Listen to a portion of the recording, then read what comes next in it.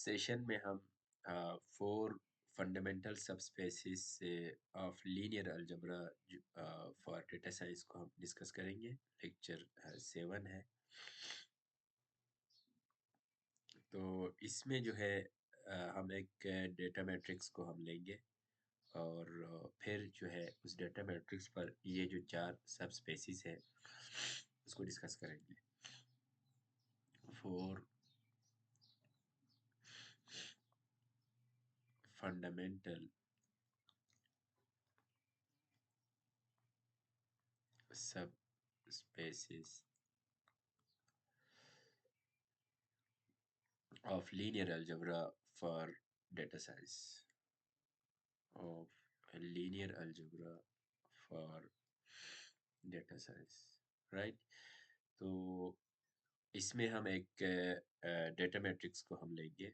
Like for example मैं एक matrix लेता हूँ। इस मैट्रिक्स को हमने प्रीवियस सेशंस में भी हमने इसको डिस्कस किया है। तो मैं इसी मैट्रिक्स को देता हूँ। पहला फीचर है 1 1 -2 है और दूसरा फीचर आपके पास जो है 1 2 1 2 एंड -3। ठीक हो गया। इसमें ये आपके पास पहला फीचर है x1 का हम नाम देते हैं। ये आपके पास दूसरा फीचर है x2 है। और लेट सपोज ये हाउस 1 का डेटा है और ये आपके पास जो है हाउस 2 का डेटा है और ये जो है हाउस 3 का डेटा है।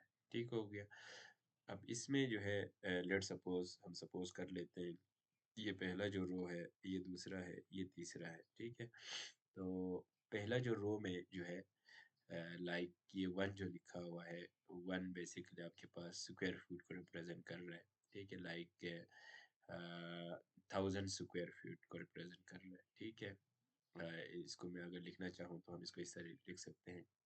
रो 1 जो है बेसिकली हम सपोज कर लेते हैं ये 1000 स्क्वायर फीट को रिप्रेजेंट कर रहा है। और जबकि जो दूसरा जो फीचर है रो 1 में जो x2 है, ये बेसिकली बेडरूम्स को रिप्रेजेंट कर रहा है। ठीक है। 1 मोर बेडरूम्स। ठीक है।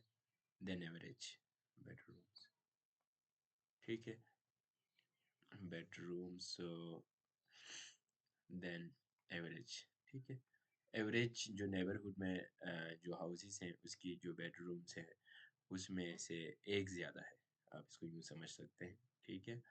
और इसी तरह रो 2 जो है आपके पास जो रिप्रेजेंट कर रहा है 1000 स्क्वायर फीट, अगेन सेम है। और 2 मोर बेडरूम्स। ठीक हो गया। 2 मोर बेडरूम्स देन एवरेज। ठीक हो गया।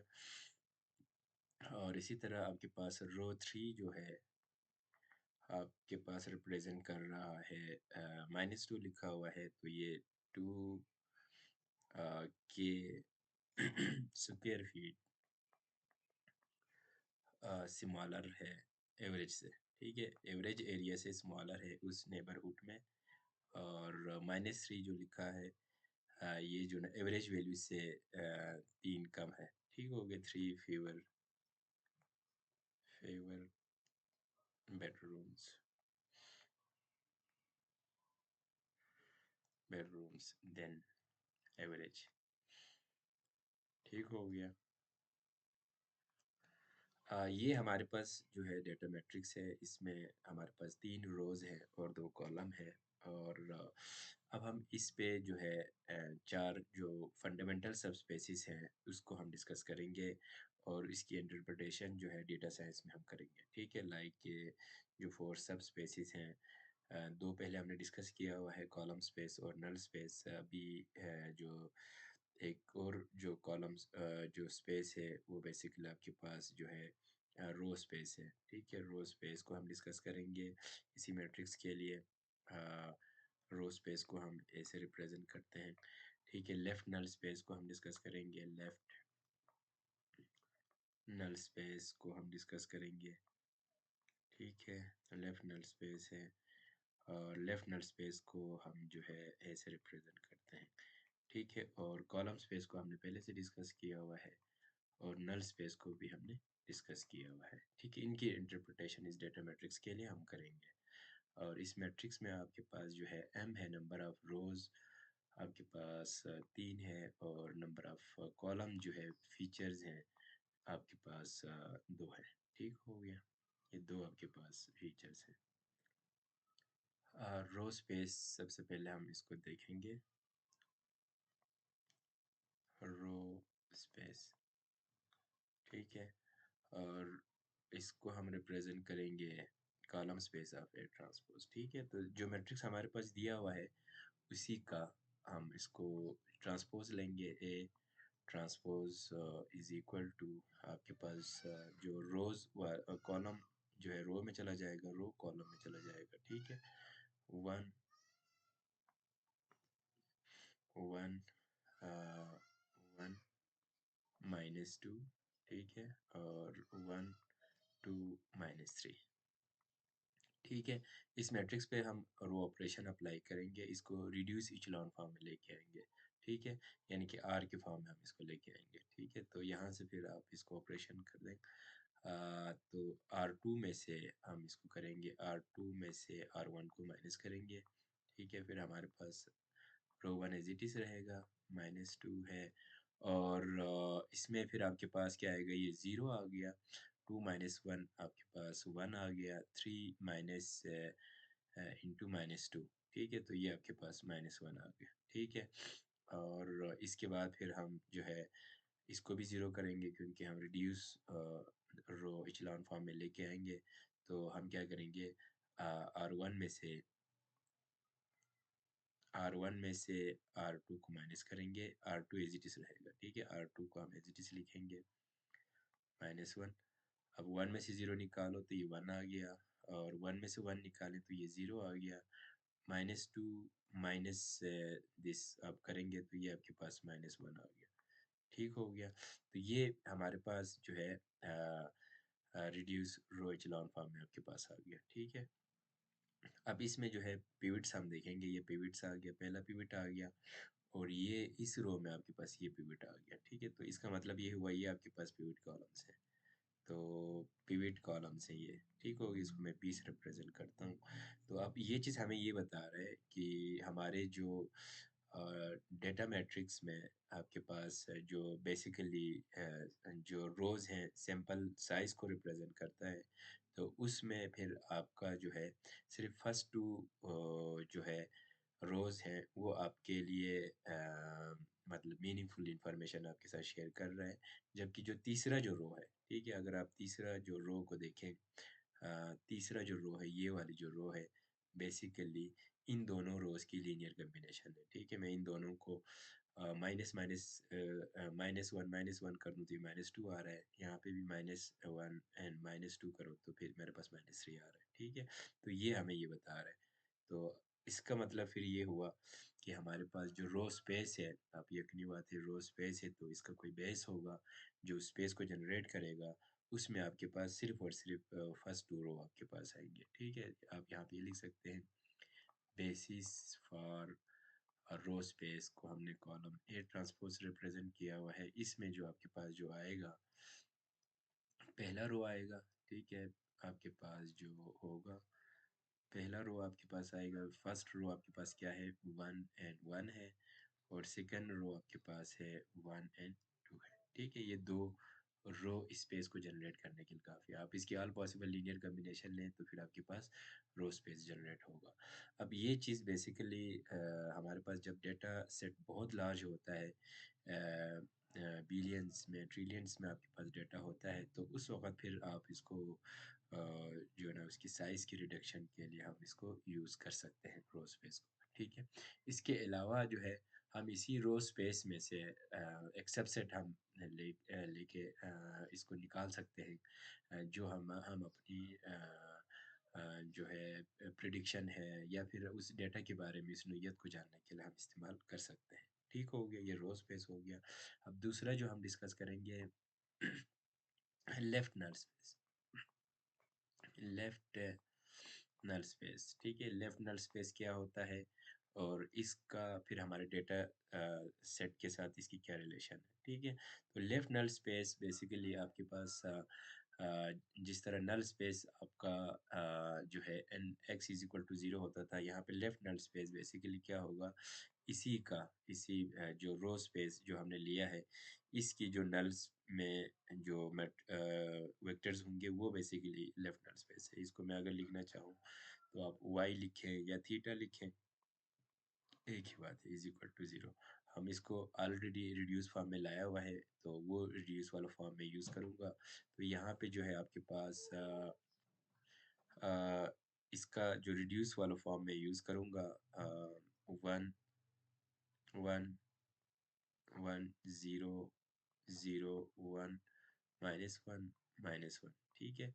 और y की जगह पे आपके पास जो आएगा y1 पहला कॉलम के लिए, फिर आपके पास y2 आ जाएगा दूसरे कॉलम के लिए एंड y3 आपके पास आएगा, ठीक है? इज़ इक्वल टू आपके पास कितने कंपोनेंट आएगा? 0 एंड 0 आपके पास आ जाएगा, ठीक हो गया? अब यहाँ पे जो है अब यहाँ से हमें ये लग रहा है कि ये वाली इक्वेशन अब इसमें जो है आपके पास ये भी पिवट है, ठीक है? ये भी पिवट है आपके पास ये भी पिवट है, ये आपके पास फ्री है, ठीक है? ये आपके पास फ्री है। अब इसका मतलब ये हुआ x1 और x2 आपका पिवट्स में आ गए, x3 आपके पास फ्री है या आप y3 आपके पास फ्री है, ठीक है? तो अब इसके लिए जो है हम इसको यूँ कर लेंगे, जो फ्री वेरिएबल है उसको मैं सेट कर लेता हूँ फ्री वेरिएबल लेट्स आपके पास यहाँ पे जो है y3 आपके पास फ्री में आ रहा है, ठीक है? y3 इसको हम सेट कर लेते हैं 1 सेट करते हैं, ये बिकॉज़ क्योंकि ये फ्री वेरिएबल में आ रहा है, ठीक हो गया? फर्स्ट टू तो आपके पास पिवट में हो गया, फ्री वेरिएबल वेरिएबल है, ठीक है? तो यहाँ से फिर आपके पास जो है अगर मैं y3 को मैं 1 कर दूँ तो यहाँ से आपके पास क्या आएगा y1 इस इक्वेशन से मैं देख लेता हूँ y2 minus y3 is equal to 0। अब y3 को हमने 1 रखा हुआ है तो y2 आपके पास क्या आ गया 1 आ गया। इसी तरह यहाँ पे y1 minus y3 is equal to 0 पहला इक्वेशन है, तो यहाँ पे y3 को आपने 1 लिया हुआ है तो ये आपके पास y1 इज इक्वल टू 1 आ गया। तो इस तरह फिर आपके पास जो y की जो वैल्यू आपके पास आ गई वो बेसिकली आपके पास आ रहे हैं 1 1 1 1 एंड 1 आपके पास आ रहा है, ठीक है? तो ये इसके नल स्पेस में है, लेफ्ट नल स्पेस में। अगर मैं इसी वेक्टर को इस मैट्रिक्स के साथ मैं इनपुट दे दूँ ए ट्रांसपोज़ जो कि यहाँ पे लिखा हुआ है, इसको अगर इनपुट दूँ तो फिर ये 0 देना चाहिए, ठीक है? तो इसका मतलब ये हुआ कि ये उसके नल स्पेस में है। तो अब उसकी जो नल स्पेस के लिए जो बेसिस है वो अगर हम इसको यहाँ पे लिखें तो वहाँ से फिर मज़ीद हमें चीज़ें क्लियर हो जाएगा। Basis for left null space, ठीक है? Left null space A transpose से हमने रिप्रेज़ेंट किया हुआ है। उसकी बेस में आपके पास क्या आ रहा है 1 1 1 आ रहा है। ठीक है? इसकी ऑल पॉसिबल लीनियर कॉम्बिनेशन है, ठीक है? यानी कि 1 1 का मतलब ये है कि जो नल स्पेस जो होगा, लेफ्ट नल स्पेस जो जनरेट होगा, C 1 1 1 से जनरेट अब C जो ना कोई भी कांस्टेंट है, C जो है एनी स्केलर है, कोई भी रियल नंबर आप इसको ले सकते हैं, ठीक है? तो ये आपके पास इसके नल स्पेस में आएगा। अब ये जो है बेसिकली आपका जो लेफ्ट नल स्पेस है, ठीक है? लेफ्ट नल स्पेस बेसिकली जो है आपको जो है आपके मॉडल में जो एरर है, उस चीज़ को रिप्रेज़ेंट करता है, ठीक है? जिस तरह रो स्पेस से आपके डेटा की सैंपल को रिप्रेज़ेंट किया, ठीक है? इसी तरह जो लेफ्ट नल स्पेस है बेसिकली जो है आपकी जो है डेटा जो है उसमें एरर को रिप्रेजेंट करते हैं। वो कैसे करते हैं? वो इसलिए करते हैं क्योंकि जो आपका लेफ्ट नल स्पेस जो ना आपके पास ये जो लेफ्ट नल स्पेस है लेफ्ट नल स्पेस है ये बेसिकली परपेंडिकुलर होता है कॉलम स्पेस के साथ, ठीक है? इसको मैं एंड पे डिस्कस कर लूँगा ये परपेंडिकुलर कैसे होता है। तो अब यहाँ से परपेंडिकुलरिटी है तो इधर से जो भी वेक्टर होगा कॉलम स्पेस से आप जो भी वेक्टर लेंगे इन दोनों की जो एंगल है वो 90 का होगा, ठीक है? उसको चेक करने के लिए हम इनका डॉट प्रोडक्ट लेंगे, वो इक्वल टू 0 आएगा। अगर लेट्स सपोज़ 0 नहीं आता तो फिर जो है ना वहाँ पे हमें प्रोजेक्शन का कॉन्सेप्ट आ जाता है, तो फिर वहाँ से आपके जो है एरर आपके पास निकल आता है या रेसिड्यूअल निकल आता है। तो ये जो है लेफ्ट नल स्पेस बेसिकली हमें जो ना हमारे मॉडल की एरर को रिप्रेज़ेंट करता है, ठीक है? अब नेक्स्ट वन जो है फॉर एग्ज़ाम्पल हमने कॉलम स्पेस की बात की। कॉलम स्पेस बेसिकली हमने पहले पढ़ा है कि A X is equal to B होता है ना, ये आपके पास कॉलम स्पेस में जब हम इस वेक्टर को इनपुट एक्स देते हैं या थीटा जिसको हमने नाम दिया हुआ है वेट्स के साथ, तो ये बेसिकली आपको कॉलम देता है। अब इसमें लेट्स सपोज़ एक नया घर है, आप इसको यूँ समझ लें कि एक घर है, उसकी जो प्राइस है लेट्स सपोज़ इसी डेटा सेट के लिए अगर हम देखें, हाउस 1 का जो प्राइस है लेट्स सपोज़ हम लिख देते हैं अ जो है 10,000 $10,000 हम इसको लिख देते हैं, ठीक है? $10,000 है और हाउस 2 का जो प्राइस है लेट्स सपोज़ हम इसको 20 से के हम डॉलर इसको लिख देते हैं, ठीक है? इसी तरह हाउस 3 का जो प्राइस है लेट्स सपोज़ अब इसके कॉरस्पॉन्डिंग जो है आपके पास जो होगा -3 के, ठीक है? -3 के तो आपके पास इसकी जो है प्राइस है। प्राइस -3 के का मतलब ये है कि एवरेज से जो ना माइनस एवरेज से 30,000 डॉलर जो ना कम है, ठीक है? ये बेसिकली ये शो करता है। ये एवरेज से जो है जो नेबरहुड में जो प्राइस है उसकी एवरेज से 10,000 ज़्यादा है, इसी तरह ये 20,000 ज़्यादा है, ठीक हो गया? अब इसको लेट्स सपोज़ ये इसका मतलब ये हुआ हमारे पास बी है, प्राइसेस हैं, ठीक है? अब इसका और इसका जो डॉट प्रोडक्ट हम लेंगे तो वो आपको 0 देना चाहिए, ठीक है? लेट्स सपोज़ इसका हम डॉट प्रोडक्ट लें तो आपके पास क्या आएगा 1, 1 ये आपके पास है, ठीक है? इसका हमने ट्रांसपोज़ लिया y का, ठीक है? y का ट्रांसपोज़ लिया, यही होता है ना कि y ट्रांसपोज़ इंटू b होता है, y ट्रांसपोज़ इंटू b होता है, ठीक है? इसको मैं y transpose into b which is equals to y transpose लिया, b हमारे पास क्या है 10 है, 20 है और -30 है, ठीक है? व्हिच इज़ इक्वल्स टू यहाँ से 10 plus 20 minus 30 which is equals to 0 दे रहा है, ठीक हो गया? तो यहाँ से हमें ये पता लग रहा है कि ये उसी के कॉलम स्पेस में ही है, ठीक है? और इसी तरह अगर मैं इसे 30 की जगह पे -36 में लिखूँ, तो फिर जो है हमारे पास अ, अगर इसकी जगह पे मैं -36 लिखूँ, तो यहाँ पे हमारे पास क्या आएगा 10 जमा 20 -36 व्हिच इज़ इक्वल्स टू आपके पास -6 आ जाता है। अब -6 आ रहे हैं तो इसका मतलब ये हुआ ये उसके कॉलम स्पेस में नहीं है, ये वाला जो बी है ना, हमें ये पता लग रहा है कि इसकी कॉलम स्पेस में नहीं है। अब उसके लिए फिर हमें प्रोजेक्शन को कांसेप्ट यूज़ करना पड़ेगा, जो कि हम कमिंग लेक्चर्स में डिस्कस करेंगे प्रोजेक्शन को।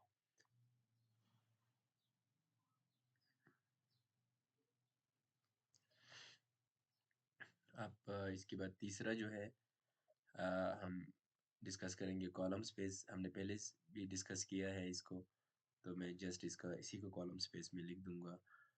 कॉलम स्पेस को हम सी ए से रिप्रेजेंट करते हैं, तो जो मैट्रिक्स हमारे पास गिवन था 1 1 -2 1 2 -3, ठीक है? इसी को कॉलम स्पेस हमने इसको रिड्यूस रो इचेलॉन फॉर्म में लेके आया, तो हमारे पास जो आया है इसी का मैं लिख दूंगा R2 में से R1 को माइनस करो, ये एज इट इज़ आ गए, तो ये आपके पास 0 आ गया, ये 1 आ गया। इसी तरह R2 प्लस 2R1 कर दें, तो यहाँ से फिर आपके पास जो है 0 एंड -1 आपके पास आएगा, ठीक है? इसको फर्दर आप इसको सिंप्लीफाई करें, इसी को अ, जो है R1 में जो है R3 को ऐड करें, तो यहाँ से आपके पास 0 आ जाएगा और ये आपका एज़ इट इज़ रहेगा और फिर जो है R3 में जो है R2 को ऐड करें, तो ये आपके पास 0 एंड 0 आपके पास आ जाएगा। ठीक हो गया। अब यहाँ से आपको क्या पता लग रहा है, ये बेसिकली ये बता रही है दोनों कॉलम पिवट्स में आ रहा है, ठीक है। तो इसका मतलब ये हुआ बेस है, बेसिस फॉर कॉलम स्पेस जो होगा ना, इसकी बेस में फर्स्ट टू आपके पास क्या होगा, पहला दो कॉलम्स आपके पास उसकी बेस में चला जाएगा, ठीक है। तो इसकी बेस को अगर आप लिखना चाहें तो 1 1 -2, और ये आपके पास जो है 1 2 -3, ठीक है। इन दोनों कॉलम्स की ऑल पॉसिबल आप लीनियर कॉम्बिनेशन आप ले लें, ठीक है। तो ये फिर जो है आपके पास इसकी इसकी कॉलम स्पेस का बेस होगा और इसकी कॉलम स्पेस को जनरेट करेगा, ठीक है। ये बेसिकली क्या है, ये बेसिकली R3 में एक फ्लैट शीट होगा, ठीक है। जिस तरह एक रूम है, रूम आपका R3 में होता है, स्पेस है, तो उसी में एक फ्लैट शीट आप गुजारें, तो ये बेसिकली ओरिजिन से गुजर रहा होगा, ठीक है। इसके ऑल पॉसिबल लीनियर कॉम्बिनेशन लेंगे तो इसमें ओरिजिन भी आपके पास आएगा, ठीक हो गया। और ये बेसिकली आपको क्या बता रहा है, जो कॉलम स्पेस जो हमें इंफॉर्मेशन जो देता है कि फीचर्स का, ठीक है, कौन सी फीचर जो है हमारे लिए मीनिंगफुल है, कौन सी फीचर मीनिंगफुल नहीं है। तो हमारे डेटा सेट की फीचर्स के बारे में हमें इंफॉर्मेशन दे रहा होगा, ठीक है। जो लास्ट वन जो है, जो फोर्थ वन आपके पास जो होगा नल स्पेस है, ठीक है। नल स्पेस को हम जो है एन ए से रिप्रेजेंट करते हैं, ठीक है। तो नल स्पेस बेसिकली हमारे पास क्या होता है, ए एक्स या ए थीटा जो भी लिखें, थीटा में लिख दूंगा, थीटा इज इक्वल टू 0 है। इसको फिर हम रिड्यूस करके आर थीटा में लेके आते हैं, ठीक है। आर थीटा को हम 0 कर देते हैं, तो हमारे पास ऑलरेडी हमने रिड्यूस किया हुआ, इसी को मैं यूज़ कर लूँगा। तो यहाँ पे आपका 1 0 0 1 0 0 आपके पास आ गया, ठीक है। और इसमें जो है आपके पास थीटा थीटा 1 आएगा क्योंकि दो कॉलम है, theta 1 theta 2 is equal to 0 0 and 0 आपके पास आ जाएगा, ठीक हो गया। तो यहाँ से फिर आपको ये पता लग रहा है कि ये आपको ये बता रहा है थीटा 1 भी 0 है और थीटा 2 भी 0 है, ठीक है। पहला इक्वेशन आपको ये बता रहा है, फिर दूसरा इक्वेशन आपका ये बता रहा है थीटा 2 0 है, पहला इक्वेशन ये बता रहा है थीटा 1 0 है। इसका मतलब ये हुआ कि जो इसके नल स्पेस में जो है बेसिस से for null space of this जो है, इसमें आपके पास सिर्फ और सिर्फ 0 आ रहा है, ठीक हो गया। तो सिर्फ और सिर्फ आपके पास क्या आ रहा है, 0 वेक्टर इसमें आपके पास नल स्पेस में आ रहा है, ठीक है। तो ये बेसिकली जो नल स्पेस जो है बेसिकली आपको इंफॉर्मेशन देगा आपकी वेट्स के बारे में, ठीक है। कौन सी वेट्स आपके लिए मीनिंगफुल है, कौन सी वेट्स आपके लिए मीनिंगफुल नहीं हो सकता। तो ये बेसिकली आपके वेट्स के बारे में आपको इन्फॉर्मेशन दे रहा होता है, ठीक है। अगर आप किसी भी डेटा सेट या डेटा मैट्रिक्स का आप नल स्पेस फाइंड करें, उसमें अगर सिर्फ और सिर्फ आपके पास अगर ज़ीरो है, तो इसका मतलब ये हुआ कि तमाम फीचर जितने भी फीचर्स हैं वो सारे आपको मीनिंगफुल इन्फॉर्मेशन दे रहे हैं, ठीक है। अगर उसकी जो नल स्पेस में अगर ज़ीरो के अलावा भी आपके पास नॉन ट्रिवियल सॉल्यूशंस भी आप इसको कह सकते हैं, वो अगर आपके पास आए, तो फिर जो है आपके पास बहुत सारे जो है वेज होंगे या बहुत सारे सॉल्यूशन जो है आपको मिलेगा, बहुत सारे वेट्स आपको ऐसे मिलेंगे या जो आपके मॉडल में फिट होगा। तो इन अदर वर्ड्स आप ये कह सकते हैं कि आपको यूनिक वेट नहीं होगा, यूनिक वेट नहीं मिलेगा। तो फिर हम क्या करते हैं, फीचर्स को देख के जो फीचर्स फ्री वेरिएबल में आ रहा है या फ्री कॉलम्स में आ रहा है, उसको फिर हम ड्रॉप कर देते हैं, या आपके डेटा सेट के बारे में, डेटा मैट्रिक्स के बारे में ये इन्फॉर्मेशन हमारे साथ शेयर कर रहा होता है। तो 4 जो है सब स्पेसिस हमने डिस्कस किया। नेक्स्ट सेशन में जो है इन 4 जो स्पेसिस हैं जो हमने इस सेशन में डिस्कस किया, उसका आपस में क्या रिलेशन होगा, उसको हम डिस्कस करेंगे।